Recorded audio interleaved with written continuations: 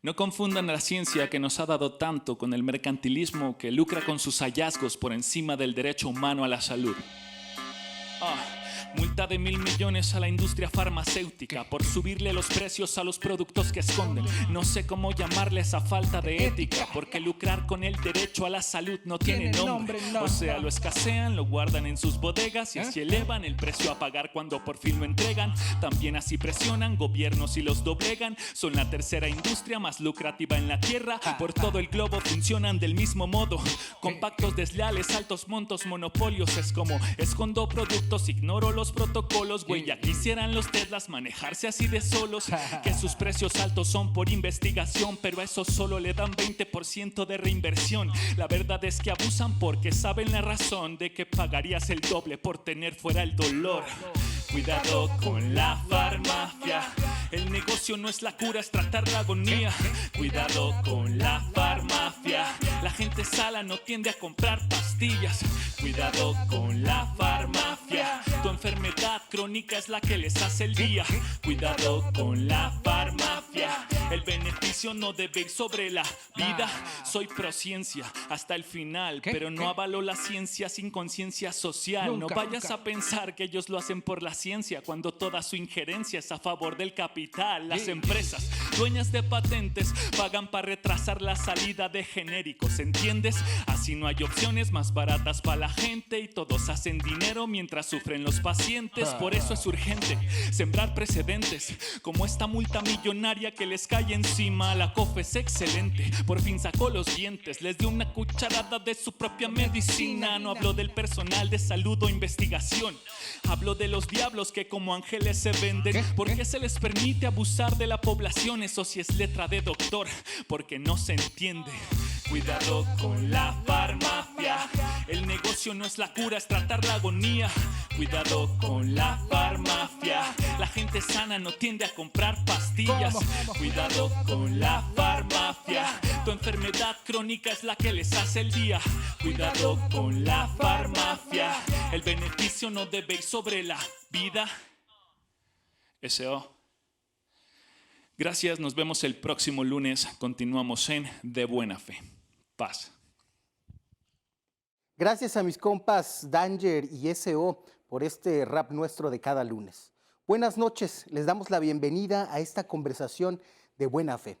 Hoy cederemos el protagonismo a las mujeres, porque vamos a hablar de las luchas y conquistas de los movimientos feministas en la Ciudad de México y de los objetivos que aún quedan pendientes, aunque se considere una de las entidades más avanzadas.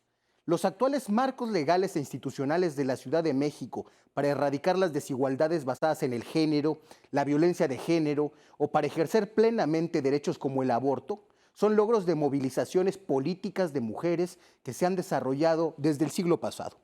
Sin embargo, es importante señalar que las luchas feministas no se limitan a estos temas. También es relevante el esfuerzo por consolidar el acceso igualitario a la participación en la vida pública, ya sea en la política, la economía o la educación.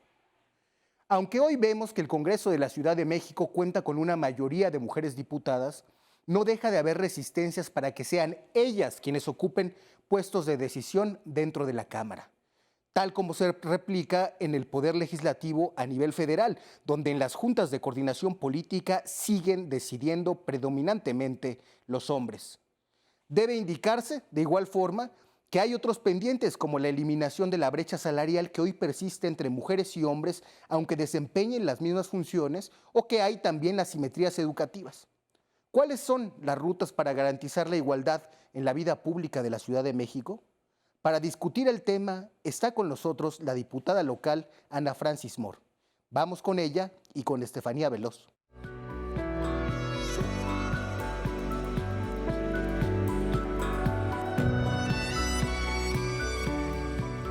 Hola, buenas noches, les doy la bienvenida a De Buena Fe y hoy tengo una invitada muy especial, Ana Francis Moore, a quien admiro, quiero, respeto mucho y hoy estamos celebrando tu flamante inclusión al Congreso de la ciudad como diputada local plurinominal. Flamante y flamígera, sin duda.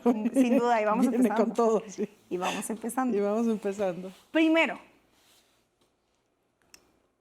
¿qué se siente ser diputada? Pero antes, cuando empiezan a hablar de que tú ibas a ocupar un espacio, empezaron a decir de cabaretera a diputada. Como si el término cabaretera fuera despectivo, cuando creo que estamos en un momento en el que ya no es así, pero ya sabes cómo son algunos medios de comunicación. Y no solo cabaretera, activista, feminista, escritora, autora y hoy diputada. Exacto. Ahora, con todo esto, ¿qué se siente estar en el Congreso el día de hoy? Mira, se siente muy bien. Yo hago análisis político desde hace 25 años. Claro, buena parte de mi carrera ha sido hacerlo sobre un escenario y en tono de humor, ¿no? Pero al fin y al cabo he hecho una cosa que ahora le llamo divulgación política, es decir, temas de pronto muy complejos, circunstancias de pronto muy complejas, muy pantanosas, tratar de entenderlas y traducirlas en lenguaje teatral popular. Lo que yo hago, lo que he hecho toda mi vida es teatro popular. ¿Y a qué se refiere a qué me refiero con teatro popular? A un teatro que aprovecha el lenguaje mexicano, que es una verdadera delicia, que aprovecha la cultura mexicana, que tiene un montón de complejidades y que sobre eso construye una narrativa inteligente y una narrativa retadora y una narrativa tremenda. Y es una tradición, es la aportación de México al mundo, pues es tan importante como la comedia del arte para Italia, tan importante como el teatro shakespeariano para Inglaterra, el teatro de carpa es lo que aporta México al mundo, ¿no? Es una tradición de muchísimos años. De esa misma tradición vengo yo. Claro, en mi generación lo que toca pues, es ir a la universidad.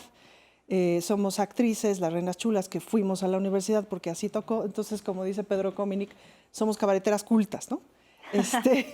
Sí. Es un término obviamente un poquito usado de risa. Entonces, no, bueno, pues hace 25 años también yo me senté a la mesa de Navidad y les dije que soy cabaretera y sonó muy mal, ¿no? Y de la misma manera, pues claro que una sabe que van a decir del cabaret al Congreso no podemos esperar otra cosa de Morena, qué horror, ¿no? Claro. Pero esa narrativa ya está, es como cuando te haces feminista, ¿no? Cuando te haces feminista al principio te preocupa mucho y dices, no, pero espérense, déjenme les explico, chavos, porque el feminismo está padrísimo, en realidad es por el bien de todas las personas, nadie está en contra de los hombres, es un asunto que el patriarcado es un sistema, bla, bla, bla, no sé qué, pero de todos modos eres la loca de la cuadra, de todos modos eres la loca del ensayo, de todos modos eres la loca de la escuela, de todos modos eres la loca del cuadro de maestros, etcétera, etcétera. Entonces llega un buen día que una dice, ok, si de todos modos soy la loca, ahí les voy. Claro. Y ahí les voy con todo, pues, ¿no? Porque además tampoco hay tiempo que perder, ¿no? Yo le debo a mi madre una mejor vida que la que ella tuvo y que la que tuvo mi abuela. En muchas de nuestras historias familiares de todas las mujeres hay feminicidios atrás, hay cosas muy violentas atrás. Les debemos a nuestras ancestras básicamente hacer con nuestra vida lo que se nos da la gana y ayudarle a todas las demás a que hagan lo propio, pues, ¿no? Sí. Y por eso nos ponemos ese pañuelito y por eso hacemos lo que podemos.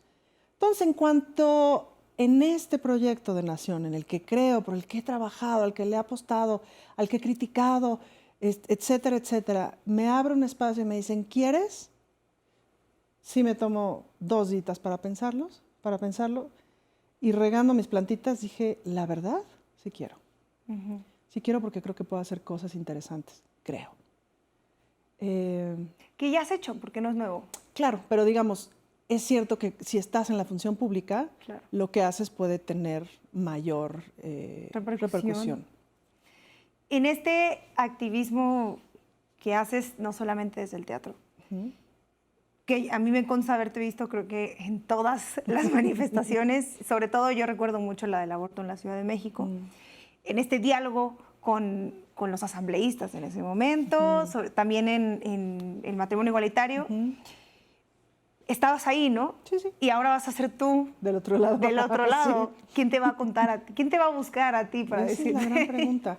Fíjate que, claro, obviamente van a estar, y esa es la gran pregunta, es decir, de pronto leo, por ejemplo, hoy leía una nota de compañeros artistas que están poniendo una demanda en la Corte Interamericana de Derechos Humanos, cuestiones que tienen que ver con lo federal, no con lo local. No estoy de acuerdo con la demanda que están poniendo, pero sí estoy de acuerdo con su derecho a ponerla, ¿no? Entonces, y claro, yo me preguntaba, bueno, voy a tener que dialogar justamente con visiones de mundo con las que no estoy de acuerdo, ¿no? Y eso está bueno, eso nutre, al fin y al cabo de eso se trata parlamentar, de llegar a acuerdos, de no No se trata de tener la razón, sino de alguna manera se trata pues de funcionar de canalizador, ¿no? Para tratar de pescar por medio de procesos, por medio de foros, por medio de conversaciones, de discusiones, de abrir asambleas, etcétera, pescar la voluntad popular y traducirla en una determinada ley, traducirla en una determinada reforma, etcétera, traducirla en una determinada política pública, pues, ¿no? Y de eso se trata. Y el gran ejercicio es ese, pues, ¿no? ¿Qué haces con quienes no están de acuerdo? Lo que se dificulta es la trampa, ahí sí ya es otro terreno, ¿no? Claro. Pero parlamentar, hablar, discutir y tratar de llegar a acuerdos en donde esté incluida más o menos la voluntad de todo el mundo, pues es un proceso de construcción de paz muy necesario, ¿no?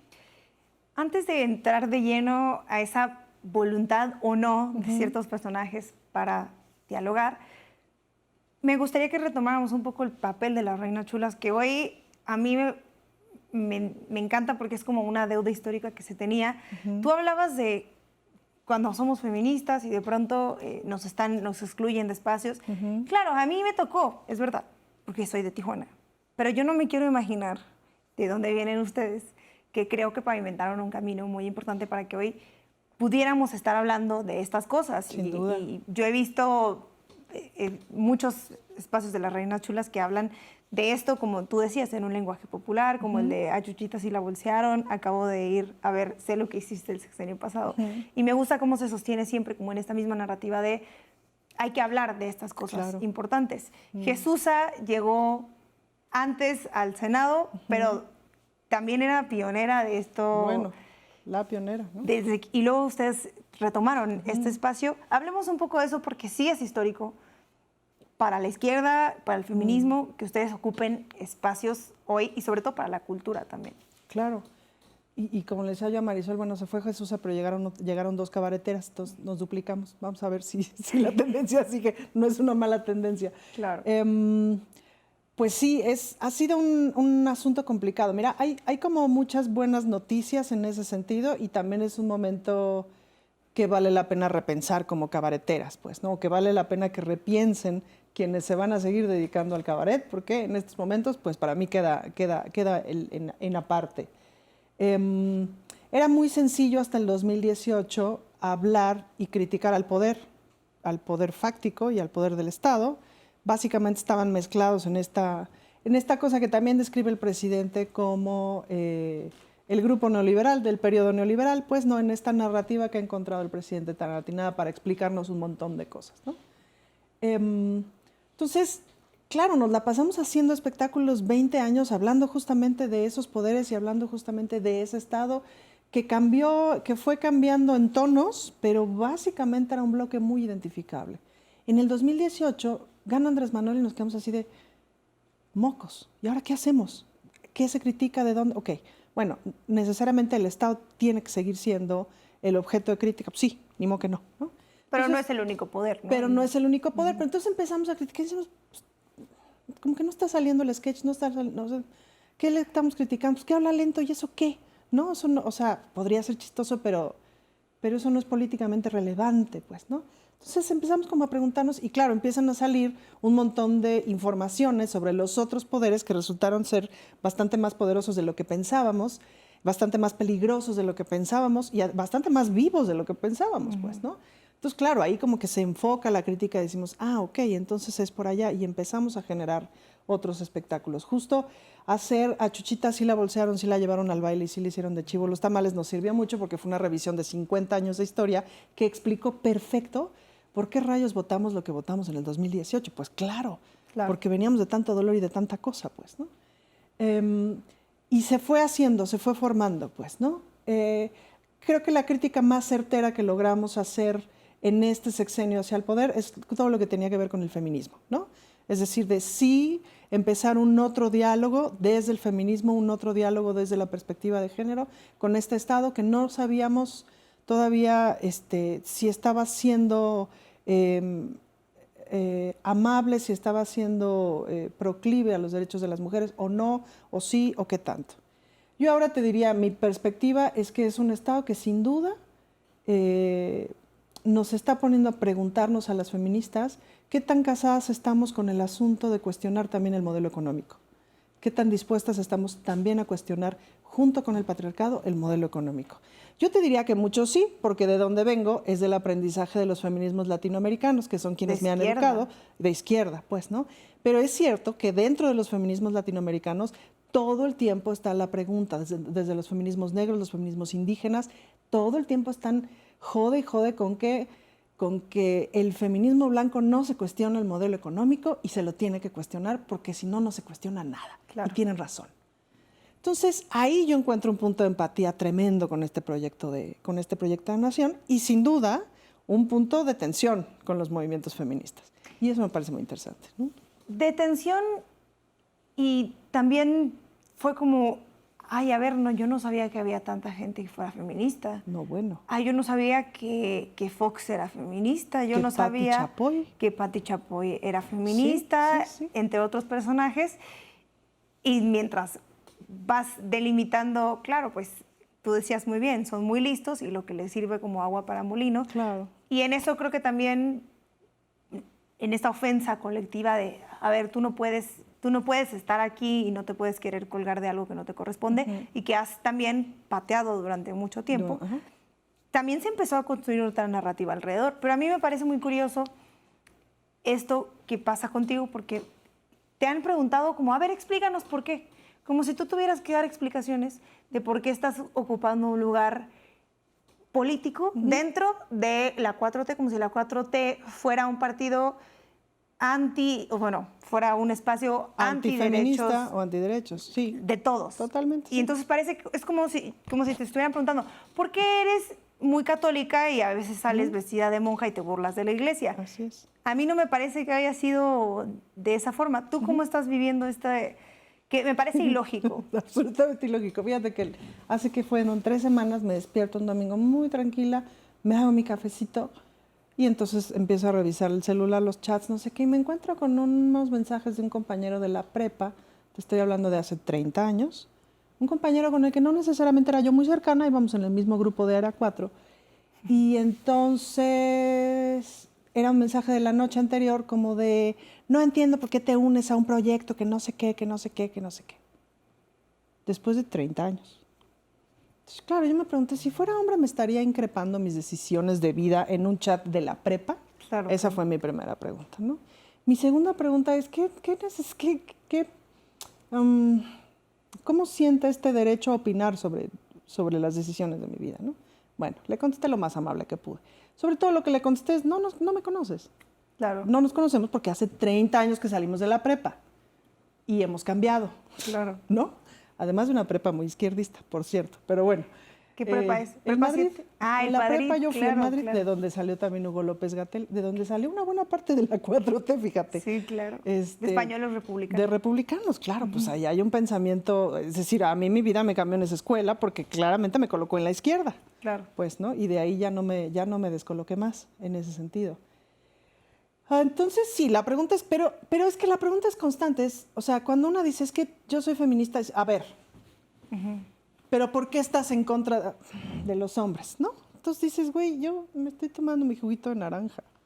O al revés, ¿no? Ajá. A ver, entonces, si eres, ¿por qué estás apoyando Claro, a tal? pero todo el tiempo hay una narrativa que te cuestiona. Cuando eres mujer y cuando estás tratando como de hacer cosas que relativamente rompen lo que se espera de ti, siempre hay un coro de preguntadores que te exigen que te justifiques.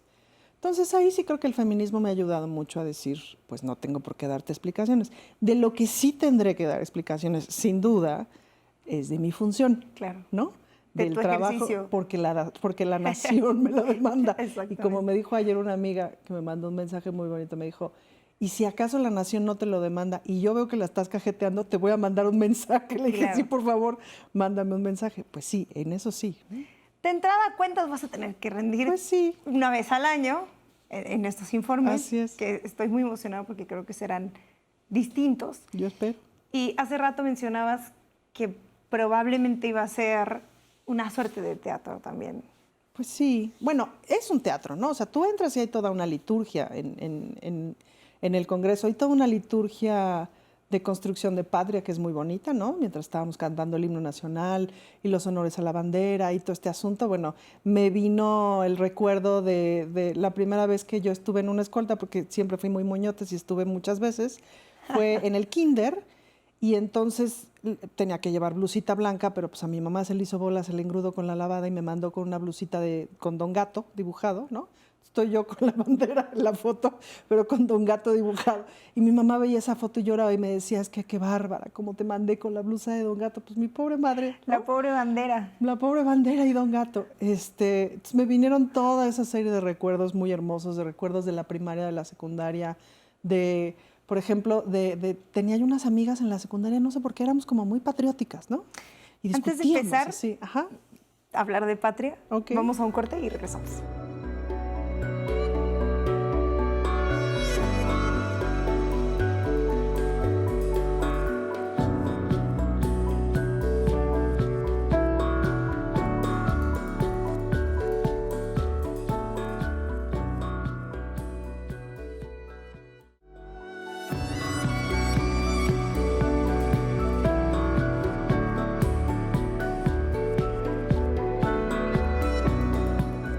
Gracias por seguir con nosotras.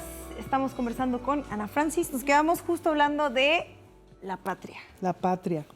Entonces, cantando el himno, etcétera, etcétera, me vinieron toda esta serie de recuerdos de la construcción identitaria, de la niñez, de la juventud, de la patria. Y pensaba yo, porque pues tienes tiempo para pensar, ¿no? Mientras están ocurriendo todas las cosas de la liturgia. Bueno, ¿qué es la patria? Pues, ¿no? ¿Qué significa? ¿Por qué me es tan importante? ¿Por qué siento este palpitar en el pecho? ¿Por qué siento este honor tan grande que siento y esta responsabilidad tan grande? Pues porque es una construcción colectiva, ¿no? Todo el mundo decimos esto es México. No todo el mundo, pues, pero un montón de gente decimos esto es México. Y en este momento de la historia, que es lo que me resulta más fascinante, decimos esta es la cuarta transformación. Esta es la esperanza de que las cosas pueden ser distintas, ¿no? Y recordaba yo no quiero volver a ese espacio de desesperanza que tuve en el sexenio de Calderón, cuando pensé que ya no, o sea, pensaba en a lo mejor no vivir en México, en si iba a tener que salir en cualquier momento exiliada a algún lugar, cuando pensaba en el sexenio de Peña Nieto, que yo decía, es que esto ya parece película de Pedro Infante, en donde el melodrama se va poniendo cada vez peor y donde ya nada puede ser peor y Riaja le resulta que es peor, porque además en la Ciudad de México nos equivocamos al votar por Mancera, ¿no? En fin, de una desesperanza, porque en el sexenio de Calderón la esperanza sí estaba en la Ciudad de México. Trabajamos muy bien las feministas con Marcelo Ebrard, hubo muchos avances, el matrimonio igualitario, en fin, muchas cosas que eran muy emocionantes. Sí, la interrupción legal La del interrupción embarazo. legal del embarazo, obvio, pues, ¿no? Que sentías que avanzaban cosas, ¿no? Y todas esas cosas pensaban mientras tomaba protesta, pues, ¿no? Y fue un momento muy emocionante. Y entonces es todo un teatro, ¿no? Entonces, toda una serie de pasos a seguir. Se hace una mesa de decanos, decanas, que son las personas que llevan más años legislando, que están ahí, que es una mesa como de respeto, ¿no? Claro que ahí el compañero del PRD se echó un discurso bastante, ¿cómo decirlo?, tendencioso, ¿no? En este discurso, en esta narrativa que intenta imponer la derecha, de lo que pasa es que ustedes están polarizando todo el tiempo, ¿no? Sí, cuando quienes vienen de insultar. Pues sí, básicamente, pues porque no hay un proyecto, ojalá hubiera un proyecto de oposición, porque entonces la discusión sería muchísimo más interesante, ¿no? Pero hemos visto que no. Pues no hay un discurso de oposición, entonces lo único que hacen es el golpeteo, el golpeteo, el golpeteo, el golpeteo, y entonces eso es aburrido, pues, ¿no? Es como, pensaba yo también que del mundo de donde yo vengo, que es el teatro, pues tienes que estar a las vivas con hacer los espectáculos lo mejor que puedas, para que el público se la pase bien, recomiende la obra y tu obra siga y vivas, ¿no? Básicamente. Y no hay en la historia del teatro mexicano, te lo prometo, ninguna obra mala que haya sobrevivido. Algo tiene que tener que el público le encuentre sentido y que la va a ver. A lo mejor no te gusta a ti, dices, ¿cómo pueden ir a ver ese bodrio? Pero el público que va le encuentra sentido y va, ¿no? Y tiene algo que le hace sentido, que le hace discurso al público y va.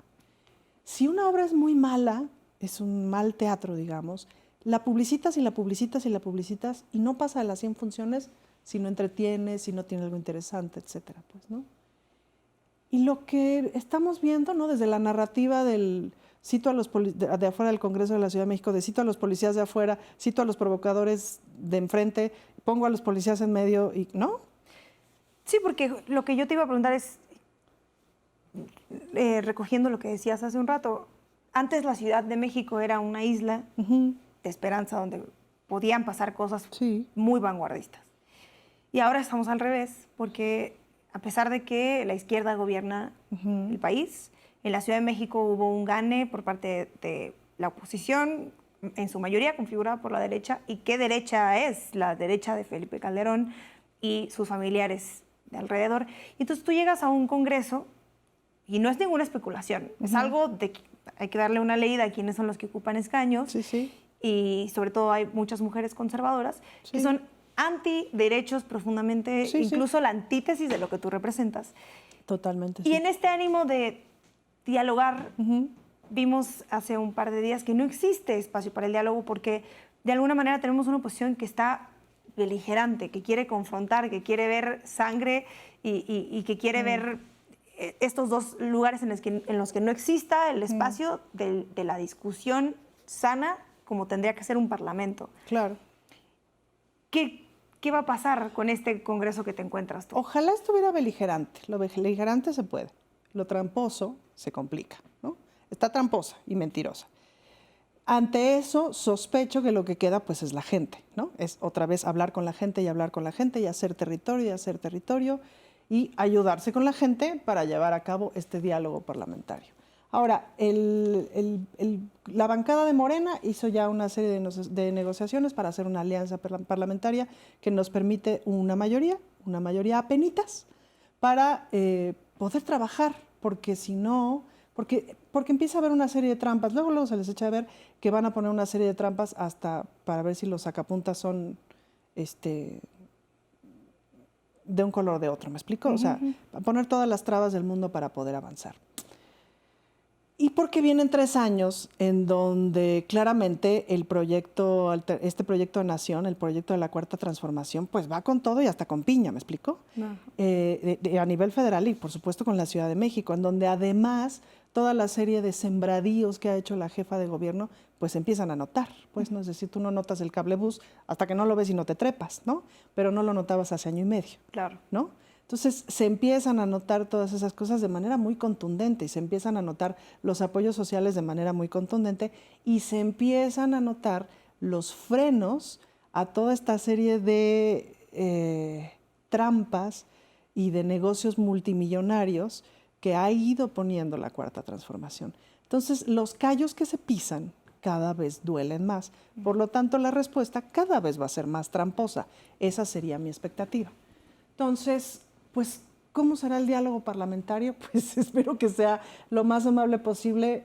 ¿Qué te digo? Desde la construcción de paz, desde la gestión de paz, desde la construcción, desde los derechos humanos, que es desde la perspectiva de donde yo vengo, lo que es importante no es necesariamente el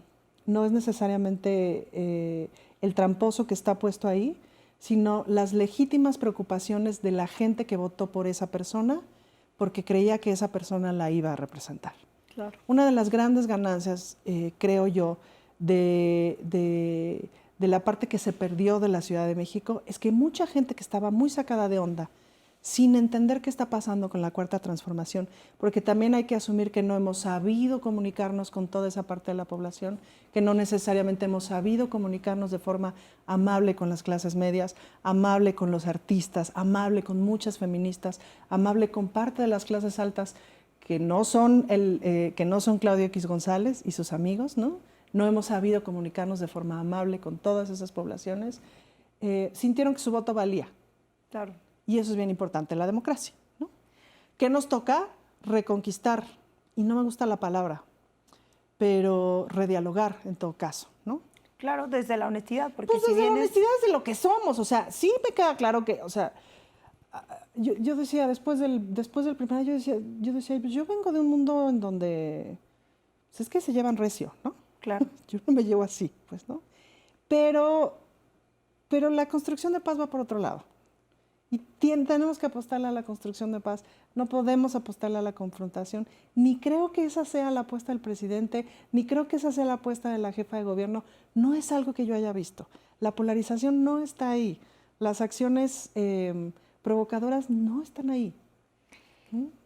Hablando de la cuarta transformación y de todo esto que mencionabas, con lo que yo coincido, también está esta parte de qué ha pasado con el diálogo con las compañeras feministas, que creo que si recogemos que la 4T puede ser muchas cosas, yo sí creo que es feminista, porque no creo que la 4T dependa de un hombre, sino de las mujeres que están construyéndola todos los días, desde la paridad y sobre todo desde la búsqueda de la igualdad material, de la igualdad económica, de quitar otro tipo de desigualdades. Y eso representa la 4T, que era con lo que habíamos empezado a platicar. ¿Qué es el feminismo de izquierda si no es eso? Pero además, que personas como tú, como Marisol Gacet, como Jesús en su momento y como otras compañeras. Como las 250 diputadas que hoy hay, como las... ¿Cuántas somos en el Congreso de la Ciudad? Me parece que somos una o dos más. Sí. ¿No? Bueno, en la bancada de Morena somos 17 y 14, o sea, 17 mujeres y 14 hombres. Y la coordinadora es mujer y la vicecoordinadora es mujer. Que no habrían llegado si no hubiera llegado la cuarta Yo soy una mujer transformación. lesbiana, por amor de Dios. Claro, claro. Y esa es ¿cómo le vamos a cuestionar a la 4T que no existan estos espacios para que lleguen personajes como tú y como otras compañeras? Claro. Y creo que debemos construir sobre eso. Ahora, es verdad que hay algo que falta en el diálogo, pero dentro del diálogo también creo que no se ha sabido construir el camino de la transformación respecto a la vida de las mujeres en el sentido de seguridad, porque venimos de un ambiente muy complicado, que es la guerra contra el narco, y del desencanto del diálogo con el Estado. Y yo lo menciono porque tú preguntabas al presidente Andrés Manuel. Usted o tú, Andrés, no todo lo que acabamos de decir que tiene la cuarta transformación. Tú, ¿cómo es tu vínculo y tu conversación con las feministas? Y él decía, es que no quisieron dialogar y a mí me parece muy difícil porque normalmente siempre hay algo de diálogo, por lo menos va a pasar la marcha por aquí. Pero tú sabes que hay abajo un sector que no quiere dialogar y yo lo entiendo, porque es un sector desencantado. Totalmente. No se supone, o sea, más bien no se supone, pero yo creo que el papel que va a haber en el Congreso es esta cercanía con ese sector que no quiere dialogar arriba, pero que a lo mejor sí quiere dialogar contigo. Totalmente. O sea, de las primeras cosas que voy a hacer, bueno, las primeras cosas que ya hice fue armar un equipo de trabajo con feministas, todas mucho más jóvenes que yo, y mi primer encargo es, por favor, hay un montón de colectivas feministas, hay un montón de visiones feministas en las que soy profundamente ignorante y necesitamos conectarnos y dialogar. En principio, vamos a ver qué pasa con ese diálogo, vamos a ver qué necesitamos, pues, ¿no? ¿Qué necesitan? Porque de algo, ahora sí que, ¿para qué les soy útil? Por un lado. Y por otro lado, me parece que hay dos temas que nos aglutinan a los feminismos o que nos tendrían que aglutinar a los feminismos en este momento. Sin duda, la despenalización del aborto, ¿no? Que tendrá que ser a nivel nacional en este sexenio de alguna manera, ¿no? De la que sea. De la que sea tendrá que ser. Y por otro lado, claro, el asunto del feminicidio, que no ha bajado, ¿no? Y que no ha bajado en datos dichos por el propio presidente, es decir, y que tenemos ese pendiente. Y que tenemos que trabajar conjuntamente. No tenemos, la única ventaja que yo le veo en este momento es que no tenemos un Estado que lo niega, ¿no? Y sí tenemos un Estado que empieza a hacer acciones para intentar bajar esos números, para intentar reducir ese problema que desde los feminismos sabemos que es sistémico. Es decir, esta idea que se explica tanto que el chiste misógino eventualmente se convierte en un feminicidio, pues, ¿no? Sí, pues desemboca siempre esa última violencia. Exacto, ¿no? En la última violencia que es el feminicidio, pues es un problema sistémico que tenemos que abordar de forma sistémica. En la ciudad me parece que hay como políticas muy importantes al respecto, como por ejemplo la ley Olimpia, ¿no? Que es una súper ley y que es el banco, por ejemplo, de ADN para agresores sexuales, etcétera, etcétera, el registro. Todas esas cosas que nunca habíamos tenido y que siempre habíamos visto en las series gringas, ¿no? Pero que nunca habíamos tenido y que son básicas para poder bajarle tantito a la impunidad. Y algo que tenemos que asumir también como nación y sospecho que como Estado, que es que la impunidad en el sistema de justicia sigue bien alta, pues, ¿no? Y parece difícil de reducir, pues, ¿no? Es decir, ahí hay que meterle toda la carne al asador. Sí, tenemos un fiscal que parece que no entiende. Tenemos un fiscal muy lento, ¿no? Me parece que hay un aparato ahí de sistema de justicia que los jueces, híjole, no ayudan nada. Los fiscales locales. Exacto. Y por otro lado, un Santiago Nieto que ahí te voy, ¿no?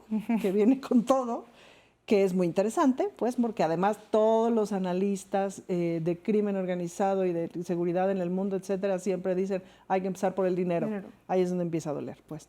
Y por ahí ya está empezando y eso está muy bien. A desmontar redes de trata. Exacto, ¿no? Sí, claro. Acciones como, por ejemplo, ahora la Secretaría de Cultura en Tlaxcala, ¿no? Que es donde... Pues donde ya sabemos qué pasa con la trata de niñas, claro, de mujeres, etcétera, ¿no? Vamos a un corte, sí, y seguimos conversando. ¿Cómo no?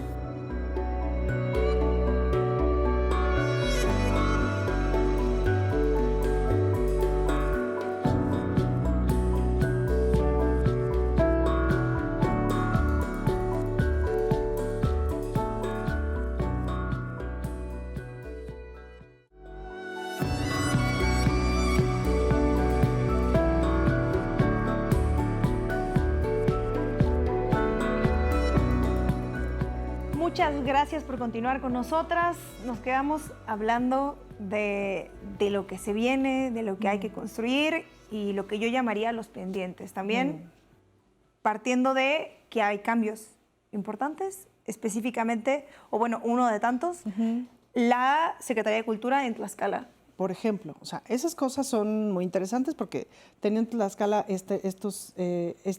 siendo Tlaxcala el centro más importante de trata de mujeres, de trata de niñas, etcétera, etcétera, viendo la industria que hay ahí,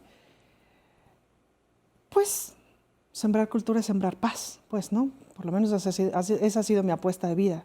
Entonces, ese tipo de estrategias me parece que son muy interesantes. Ahora, en la Ciudad de México, por ejemplo, hay todo un programa de prevención del feminicidio que ha dado muy buenos resultados. La jefa de gobierno ves que informa todos los días, pues, ¿no? Pero cada 25 de mes hay esta información que tiene que ver justamente con todo lo que tiene que ver con violencia hacia las mujeres. Y es ahí donde la secretaria de Seguridad, la secretaria de las Mujeres, la jefa de gobierno y las secretarias o secretarios involucrados en el asunto van dando números, van dando cifras y nos van contando de lo que va ocurriendo en la Ciudad de México. Me parece que en la ciudad hay una intención muy importante de bajarle a la violencia contra las mujeres, de bajarle y bajarle y bajarle, y buscarle y buscarle y buscarle por dónde. Y eso está directamente relacionado con la autonomía económica de las mujeres, ¿no? O sea, una mujer no se puede ir de un espacio de violencia por muchas razones, entre otras, porque no tiene dinero para irse, pues, ¿no? Y eso tiene que ver con la precarización laboral, y eso tiene que ver con el amor romántico, y eso tiene que ver con la educación sexual y con la autonomía reproductiva, y etcétera, etcétera, etcétera. Ese es el asunto, que es un problema sistémico. Hablando de acceso a derechos, yo siempre pensaba, bueno, claro, si la Ciudad de México avanza de manera tan rápida, llegar a ocupar un espacio como alguien progresista de izquierda, dices, ¿qué hago acá? Todo bien, vamos a tratar de que esto se sostenga, pero parece que ahora el reto no solamente es que se sostenga, sino que no pueda regresar a lo que fue antes, ante la amenaza de tener grupos de derecha tomando decisiones y muy probablemente pudiendo mayoritar si es que así lo quieren. Claro, de una derecha gacha, no de una derecha punto conservadora, sino de pronto de una derecha bastante gangsteril, con mucho dinero sucio, etcétera, etcétera. Y eso da un montón de susto. Porque además, híjole, quién sabe por qué luego les da contra los derechos de las mujeres, ¿no? Lo primero que se pierde. Que se pierde. Entonces sí hay que estar súper pilas. Esta es una ciudad de izquierda, es una ciudad de derechos, es una ciudad de libertades y eso no podemos permitir que se pierda. Yo siento la responsabilidad de hablar directamente con la clase media, con los artistas y con las feministas, de de intentar como entendernos y traducir tanto las necesidades como traducir la importancia de la Cuarta Transformación, la importancia del momento histórico, pues, ¿no? Pienso mucho, por ejemplo, yo nací en la clase media y a menos que alguna de mis novelas se haga tan famosa como Harry Potter, sospecho que voy a morir en la clase media, ¿no? Sí. Entonces, pues la comprendo bien y además crecí en la Benito Juárez, o sea, ¿no? Hablas otro idioma. Hablo otro idioma, ¿no? Exacto. Lo conozco bien. Entiendo esta como sensación de me van a quitar mis cosas, me van a romper mi plan de vida, debo 20 años mi casa, mi camioneta, mi tarjeta de crédito, no sé qué, aquí va a haber una desestabilización económica, va a haber una devaluación y todo se va a ir al carajo y mis billetitos van a valer 0 pesos como pasó en Venezuela, como pasó en Argentina, como, ¿no? Todo va a estar horrible. Bueno, no ha pasado, ¿no? Lo que sí es interesante de explicar a la clase media, me parece, es que pagamos demasiado por escuelas, que pagamos demasiado por seguridad, que pagamos demasiado por servicios bancarios, que pagamos demasiado por gas, por luz, por un montón de cosas, que mis papás, que también eran de clase media y se murieron de clase media, no pagaban tanto. Yo soy la quinta de una familia de 5 hijas, todas fuimos a la universidad, y mi mamá nos mandó a la universidad, ¿me explico? Y mi mamá sospecho que más o menos tenía los mismos ingresos que yo, digamos, en equivalencias. Yo ni en drogas podría sostener 5 hijos. Algo claro. ha pasado, ¿me explico? Yo crecí en una colonia de normalistas, los maestros normalistas, ahí se compraban su terreno y se construían su casa, porque los maestros tenían, con el sueldo de maestros, suficiente dinero para comprarse una casa. Seguridad social. Seguridad social. Yo nunca tuve seguro de gastos médicos hasta hace muy pocos años. Yo nunca he tenido eso. Por ejemplo, pues siempre fue el IMSS, fue el ISSSTE, fue, Sí. ¿no? De mi familia, pues. Claro. Entonces, pues hay algo podrido en Dinamarca, ¿no? Sí. Y eso lo tenemos que entender, porque si tú haces tus cuentas, ¿no? Así de lo que gano al mes, ¿qué pasaría si no pagara todos estos gastos médicos? ¿Qué pasaría si no pagara todo esto de escuela? ¿Qué pasaría si no pagara esto de seguridad, que el poli de la esquina, que el esto, que el otro, no sé qué? ¿Qué pasaría si no gastara, o sea, si gastara la tercera parte en gas, si gastara la tercera parte en luz, si la gasolina no fuera tan cara, si los coches no fueran tan estúpidamente caros, si pudiera ser básicamente el transporte público para casi todas las actividades que hago?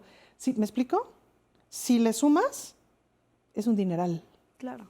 Entonces, ¿cuál clase media?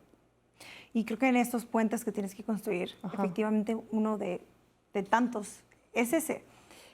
Ahora, hablemos de lo que falta, porque hay algo que ha pasado en estos 3 años y que creo que ha pasado en la izquierda desde siempre, y me atrevo a decir que la mayoría de los movimientos sociales, en sí, pero ahorita no. Entonces, sí vamos a darle sus derechos, pero ahorita no.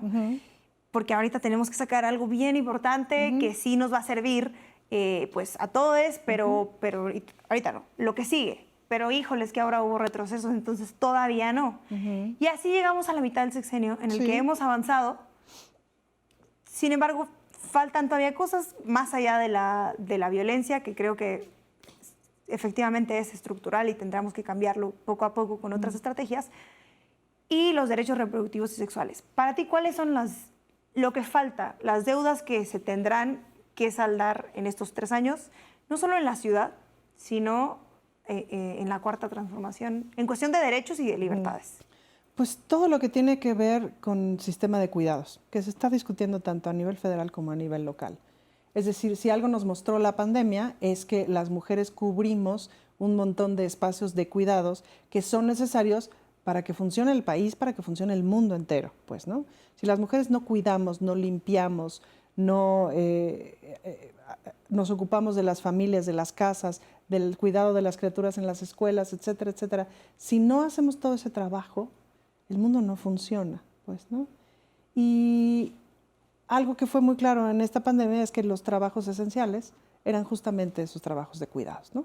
Yo recuerdo muy bien uno de los días del tercer mes de la pandemia por ahí, que estábamos con las tareas de las criaturas, pero el programa de tele, pero entiéndele, pero el Zoom, pero el no sé qué, y, ¿no? Ya con los quebrados, vuelta loca. Y entonces que mi esposa se puso a llorar, ¿no? Y dijo, es que los maestros cuidan a nuestros hijos y nosotros nunca los hemos valorado bien. ¡Ah! ¿Por qué ellos los cuidan? Porque yo los tengo que cuidar porque yo los parí, pero ellos qué. Claro. ¡Ah! Y ahora, pues tiene toda la razón, pues, ¿no? Claro. Y llevamos no sé cuántos años maltratando socialmente, me refiero, culturalmente, a los maestros, denostándolos, etcétera, etcétera, ¿no? Entonces, bueno, ¿cuál es el trabajo esencial? Pues, ¿no? Y ahí me parece que el sistema de cuidados justamente tiene que revertir o empezar a revertir culturalmente, económicamente y en términos de derechos esa lógica en donde unos trabajos son más importantes que otros y los más importantes no son cuidarnos, que es muy raro, ¿no? Y ahora en el Congreso local, dentro de la toma de decisiones AAA, seguridad, asuntos constitucionales y dineros, o sea, presupuestos, ¿habrá mujeres tomando decisiones? Porque esa es la otra pregunta que yo te quiero hacer. ¿Crees que hoy hay mujeres tomando decisiones de poder? Sí. Ahora, no es fácil, ¿no? O sea, hay todo un sistema que todavía funciona para que no sea así, ¿no? Para que parezca que estás tomando decisiones, pero en realidad estás haciendo el Excel, ¿no? En realidad estás haciendo las tareas de cuidado. Pero de otro ¿no? lado. Exacto. Pero sí hay tomadoras de decisiones bien importantes en la bancada, pues, ¿no? Mujeres bien fuertes que vienen, además de los movimientos sociales, que tú dices, bueno, aquí la más taruga te arma una tele a colores, ¿no? Bien fuertes y bien pesadas, y que claro, como bancada estamos proponiendo que esas mujeres presidan comisiones que tienen que ver con Hacienda, con Administración, con etcétera, etcétera. Vamos a ver qué pasa justamente en este diálogo parlamentario de la Junta de Coordinación Política con las otras fuerzas políticas, etcétera, porque obviamente todo el mundo quiere controlar el dinero, pues, ¿no? Ahora sí que ahí está el pavo, ¿no? Claro. Por fortuna, te diría, no es mi tema, ¿no? Mi tema son más los derechos de las mujeres, la cultura, los derechos LGBTIQ+, pero sí es mi tema, porque ni los derechos de las mujeres, ni la cultura, ni los derechos LGBTIQ+, avanzan si no les pones dinero, ¿no? Claro. Porque política pública que no tenga presupuesto no es política pública. ¿Y qué comisión te gusta? ¿No? Bueno, a mí me gusta la de género, obvio, ¿no? Y la de cultura, obvio, pues son mis temas, ¿no? No hay una comisión de la diversidad, sino también me gustaría mucho. Todos los temas de la diversidad se ven en la Comisión de Derechos Humanos. Puedes estar en todas, pero... De estar, puedes estar en varias, en 5. ¿Cuál vas a presidir? No, bueno, ¿cuál voy a presidir? ¿Quién sabe? Eso se está negociando. Mi corazón quisiera presidir, obviamente, la de género, pues, ¿no? Claro. Mira, tengo mucha experiencia en eso. Sin duda. Creo que podría ser un buen trabajo, pues, ¿no? Pero también dentro de mi bancada hay varias compañeras re feministas que vienen de otros lugares del movimiento que están padrísimas, pues, que están increíbles y que también podrían presidirla y que está increíble. A mí me encantaría presidir género, sin duda. Me encantaría formar parte de la de cultura de forma fuerte, sin duda. Y antes de irnos, si el próximo 8 de marzo, bueno, antes del 28 de septiembre, que es una fecha importante, hablemos del 8 de marzo, que ha tomado mucha importancia en el país. Si el próximo 8 de marzo medio se relajan las medidas de sanidad respecto a la pandemia, ¿irás a marchar como diputada el 8 de marzo? Por supuesto.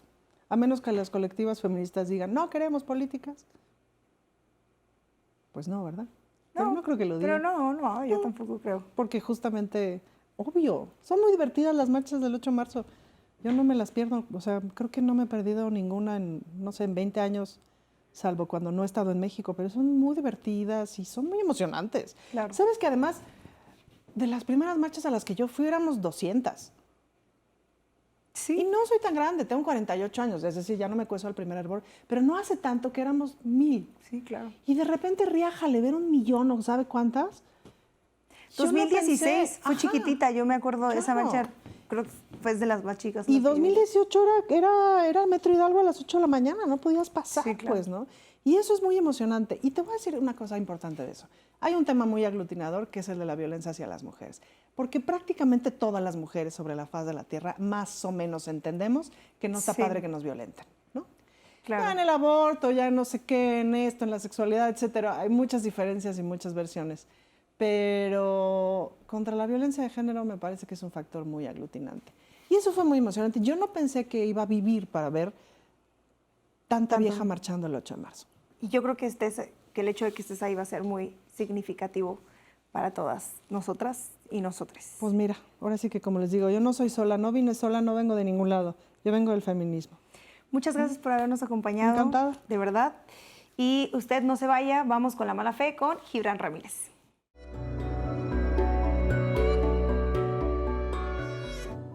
¿Cómo le dolió a la reacción la puesta en marcha, el inicio de operaciones de la empresa Gas Bienestar? Con su inicio empezó también un nudo de desinformación y aunque algunas redacciones podrían desenredarlo, optaron por añadir más letras al cuento. Tal fue el caso del Universal el pasado 28 de agosto, pues al registrar las primeras impresiones de los vecinos de la alcaldía Iztapalapa, resaltaron que estaban decepcionados y molestos porque no habrían ahorrado más allá del 10% en comparación con la compra de gas en otras empresas. La nota apunta que los consumidores confiaron en que pagarían 200 pesos por el tanque de 20 litros, lo cual habría significado un ahorro de casi el 50%.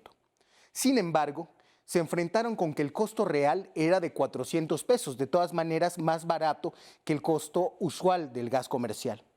Ante la desinformación y el enojo, el Universal resolvió no consultar las fuentes oficiales para contrastar la información antes de reproducirla, generando así una cadena de mala fe que diversos personajes aprovecharon para difamar y desprestigiar las nuevas acciones del gobierno.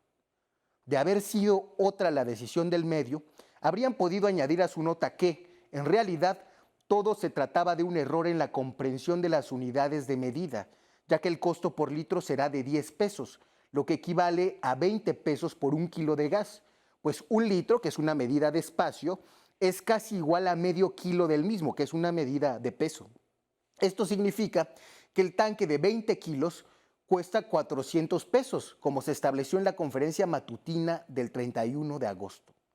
Cabe agregar que los precios máximos del combustible son fijados por la Comisión Reguladora de Energía de manera semanal, lo que genera una variación de los costos, pero con la estrategia de Gas Bienestar se busca beneficiar a los consumidores para que las empresas privadas establezcan sus precios sin especular y para obtener mayores ganancias sin pensar en el bienestar de la gente. Es preocupante que, siendo el Universal uno de los medios más importantes en México, no exista rigor alguno para comunicar lo que podría ser uno de los hechos más importantes de la segunda mitad del año, puesto que se espera que en los próximos meses todo el país pueda hacer uso de este servicio. Con esto terminamos de buena fe esta noche. Gracias por haber estado con nosotros. Seguiremos discutiendo el próximo lunes de buena fe y combatiendo la mala fe. Hasta pronto.